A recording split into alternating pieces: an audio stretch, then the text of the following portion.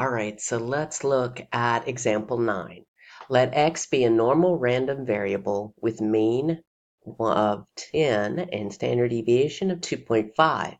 We want to compute the following probabilities. First, the probability that x is less than 14, and second, the probability that x is between 8 and 14. Now, I want you to notice that, first of all, we know it's normal, so we know that it's a normal distribution. But our mean and our standard deviation are not 0 and 1 as they are in a standard normal distribution. So what we've got to do first is convert this mean of 10 and the standard deviation of 2.5 into a standard normal distribution so that we can go back to the Excel function that we've been using all along for the standard normal distributions. All right, so let's deal with this probability that x is less than 14. We are going to first use our z-score to convert to a standard normal distribution. So first, I need to pull open a empty Word document. So we're going to do z equals our x is 14 minus our mean of 10, divided by the standard deviation of 2.5. And that's going to give us 4 divided by 2.5. And if we stick that into our calculator, we get 1.6. All right, now, we now have converted it to a standard normal z-score.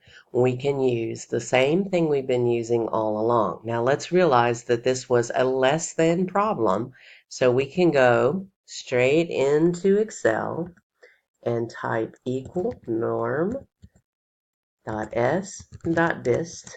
and it was 1.6, I recall. Yeah, 1.6 we're going to stick in there, and true. And the probability for our first problem is 0.9452. All right, and that is the answer to number 1. So now let's look at number 2. In number 2, let me go back to the right screen here. We wanted to find the probability that x was between 8 and 14.